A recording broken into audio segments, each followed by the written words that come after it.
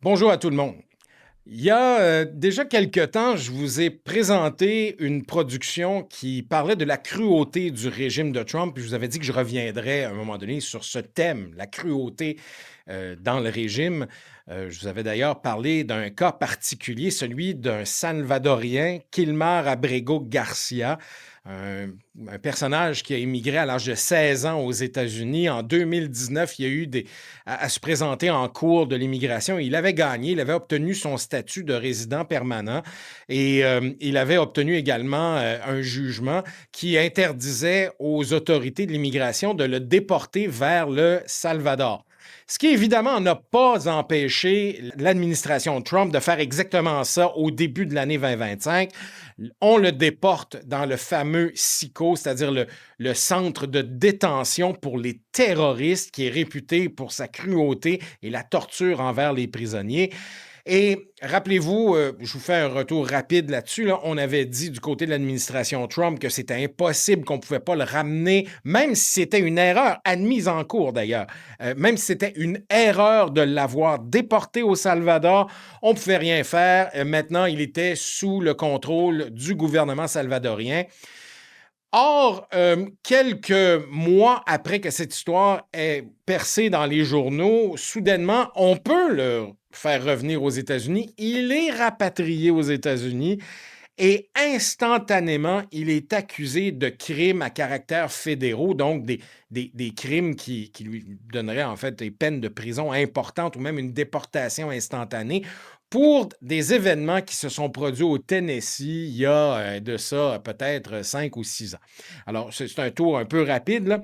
Je voulais juste donc partager quelques nouvelles sur l'affaire Kilmar Abrego Garcia. Donc, Monsieur Abrego Garcia a été libéré. Il était toujours en détention après qu'il ait été accusé de ces crimes, en fait, qui dateraient mon Dieu, de plusieurs années. Là. Bon, un juge a décidé de ne pas faire suite à la demande du département de la justice de maintenir M. Abrego Garcia en détention en attendant le fameux procès pour les accusations au Tennessee. Alors, voici ce qui s'est passé récemment. Abrego Garcia a été arrêté par la police de l'immigration, le ICE, après qu'il ait effectué un contrôle d'immigration de routine. Là, bon, il y a un juge qui avait temporairement arrêté la tentative de déportation à la suite de cette arrestation-là, pas vers le Salvador cette fois-ci, mais vers l'Ouganda, un pays où il n'a jamais mis les pieds, où il n'a aucune racine, mais ça a été déterminé en fait par l'administration Trump que c'est l'endroit où on allait le déporter. Bon, sur le plan légal, Kilmar Abrego Garcia a décidé de déposer une plainte pour s'assurer qu'il ne soit pas déporté sans avoir une chance au moins équitable de défendre ses droits et surtout de se faire entendre. Sa plainte vise à garantir donc un procès juste et équitable avant que le gouvernement lui mette le grappin dessus et entreprenne une déportation illégale. Bon, maintenant, concernant les accusations auxquelles il fait face, Abrego Garcia a été accusé de trafic d'humains suite à une arrestation de routine banale au Tennessee, mais ses avocats estiment que les accusations ne sont, pas justes, et d'autre part, qu'elles sont ancrées dans une optique ou dans un angle visant à punir Kilmar Abrego Garcia. Voici pourquoi le département de la justice lui a proposé un accord de plaidoyer où s'il plaidait coupable, il serait envoyé plutôt au Costa Rica plutôt que d'être envoyé en Ouganda. Je sais, c'est un peu dur à suivre, mais en gros, c'est comme si le ministère de la Justice vous disait, écoute, on va t'envoyer dans la pire place possible à laquelle on peut penser, mais plaide coupable, puis on va juste t'envoyer dans un endroit relativement sécuritaire. Plaide coupable à des accusations que l'on porte contre toi, mais des gestes que M. Kilmar Abrego Garcia nie catégoriquement. Bon. Évidemment, s'il décidait de refuser, on le renvoie en Ouganda. Vous avez compris la logique derrière ça. Bon, fait intéressant, le juge au dossier, le juge Sini, a soulevé des préoccupations importantes concernant la façon dont le département de la justice gère toute cette histoire, suggérant que leur tactique pourrait ne pas être en accord avec les normes constitutionnelles. Bon, c'est important de noter que le département de la justice a également reconnu la déportation initiale, comme je vous en ai parlé tout à l'heure, de M. Kilmar Abrego Garcia.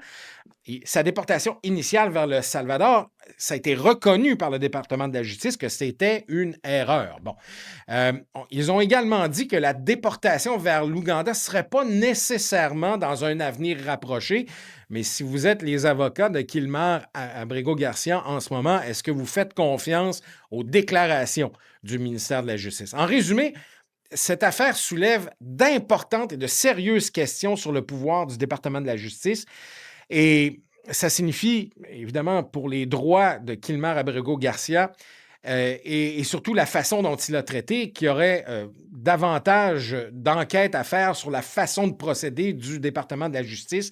Le juge a même soulevé l'idée que toute cette affaire-là est punitive. En fait, il existe une défense aux États-Unis où on peut plaider qu'on a des accusations qui sont utilisées de manière coercitive et punitive à l'égard de quelqu'un. C'est extrêmement difficile à démontrer, mais dans le cas de Kilmer Abrego-Garcia, le juge qui s'est penché sur la question a soulevé le fait que c'était un cas clair d'accusation punitive. Autrement dit, comme M.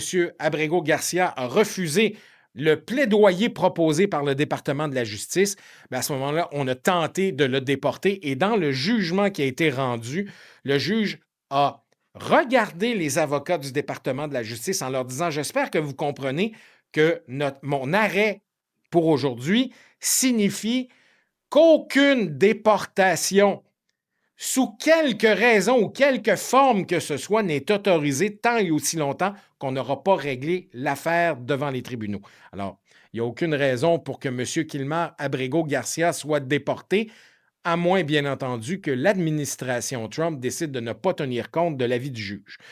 Et il ne faut surtout pas se tromper, là. Toute cette histoire sordide et cruelle fait partie d'un plus grand ensemble de tactiques qui visent à distraire les médias et les électeurs de ce qui est au cœur de toute cette administration Trump 2.0, c'est-à-dire leur échec à remplir leurs promesses économiques envers les électeurs, envers les Américains. Trump devait réduire les prix de l'épicerie. Dès le premier jour de son mandat, ça devait être facile. Réduire l'inflation, c'était facile. C'était l'inflation de Biden d'écouter Trump. Et Trump devait rendre public tous les fichiers sur Jeffrey Epstein, qu'il décrit maintenant comme étant un canular démocrate.